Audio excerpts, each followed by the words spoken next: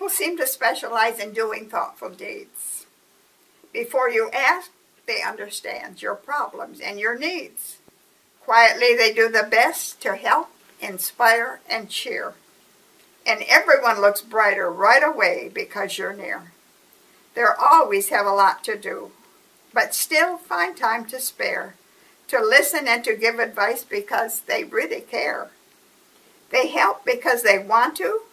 They found joy in being kind, and making others happy is the first thing on their minds.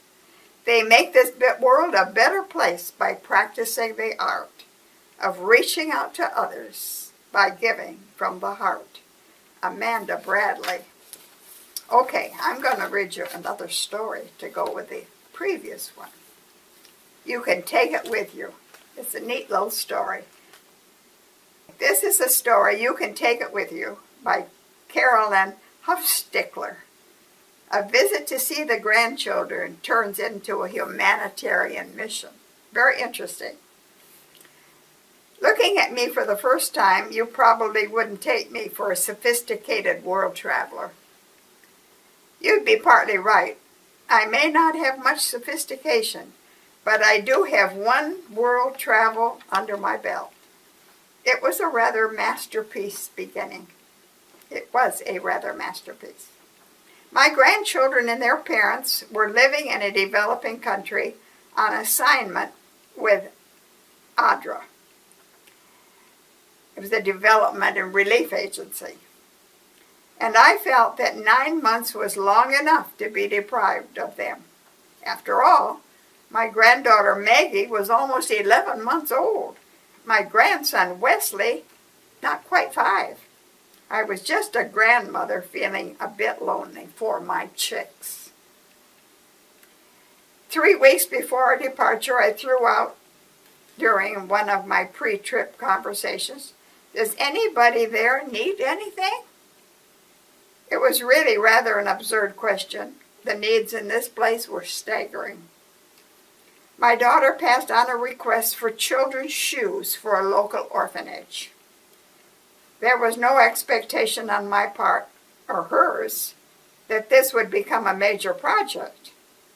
Only a few months before, our local church had sent 70 new coats, along with long underwear, hats, and gloves to another orphanage. That project took months, and it seemed too soon to start another one. But after thinking it over, I decided to call a few businesses in town and send a couple of letters. The preparations for the trip would occupy all my free time. There wasn't time to do anything big. My personal policy for any project is, whenever possible, to send only new things. Children in desperate need rarely see new clothes. It's tremendously difficult to send things to this country, and it hardly seemed worth it to send old stuff. I try not to give away anything I wouldn't give to my own child. Okay, the beginning of something big. When I stood before my home church and mentioned I could only take shoes to an orphanage, I really thought Sam, my 10-year-old, and I could squeeze any shoes that came in between the stuff we packed in our own luggage. After all, we were allowed 4 70-pound boxes. We would take used or new, because they considered used American shoes superior to the ones available at the local market. The first phone call I received was the most shocking. My husband and I went shopping tonight, and we bought 88 pair of shoes, said the caller. I had such fun picking them out. Subsequent calls were normal. I picked up 3 pairs. Another called. There was a sale. I got the Mary Joneses. I had a master list and kept checking off boys or girls and sizes. By Monday of the first week, I was excited about what God was doing, and I told anyone who would listen. The manager of a local Christian bookstore directed me to Payless Shoes. They give shoes to charity from time to time, he said, but make sure you contact a direct manager. He's the only one with enough authority. I met a nice man by telephone, but it didn't seem as though he'd be able to help me. By this time, Sam and I had more shoes than we could carry in our baggage allotment. It was time to call British Airways. I was rather confident when I called to ask for 2 extra boxes for charity. Little did I know that Europeans have much smaller baggage allotments than Americans, and they think we are spoiled. We are. The manager of this particular British Airways office had recently posted a directive against allowing extra luggage. Unaware, I wasn't ready for the response to my request. "No way, lady," the person on the phone answered. "They're never going to do that." Hearing my disappointment, he relented only slightly. "You can call back and talk to my boss. He's on a conference call, and he'll be available in about 30 minutes. After falling on my knees and pleading with God, I made 3 phone calls. I begged the principal at our school to have the children stop whatever they were doing and pray. I also called my mother and brother-in-law with the same request. Fortified with prayer, I tried again. It took 3 calls and more than an hour of prayer before I reached the boss. There was a totally different tone. "I'm not the right person to help you," he said, "but I'll find the right person and I'll call you tomorrow." The right person was on a phone to Rio, and his replacement was located, permission was granted, and I even received a call during the process to assure me that my situation had not been forgotten. The man doing the legwork for me and the woman with the authority for the permission for extra baggage both wanted me to know their names in case of any problem. God had done it again. Early teens in the church 3 hours away were also buying shoes. 1 week before we left, I took all the shoes and socks to church so that all church members could see the results. Did I mention socks?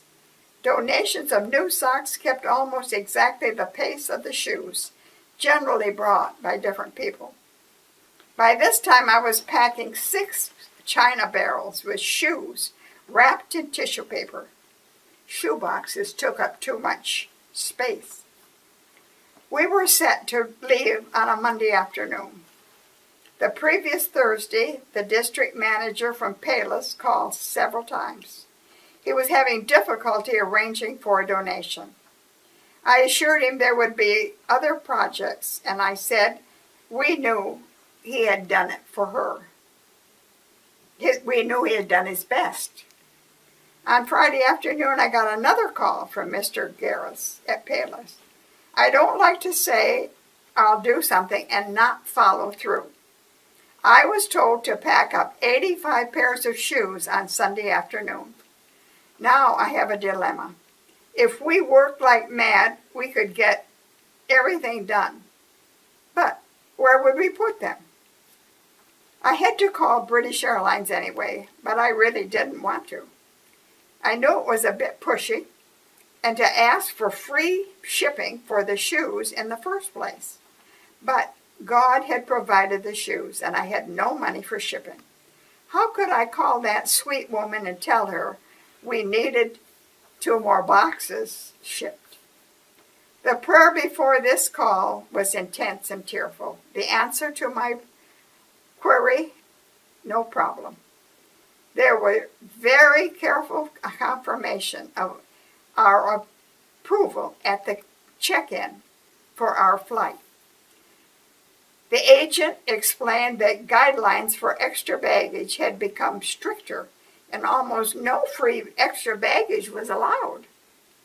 When we arrived at our destination, all our boxes had been left in London. By the time they arrived, we were a painful 5-hour car ride inland. Customs officers were reluctant to release all those boxes of shoes without a fee, as they suspected that we would try to sell them. Hanging up the phone, we were down on our knees again. About an hour later, the boxes were all on their way. 8 huge boxes, inside and outside of a tiny Russian car.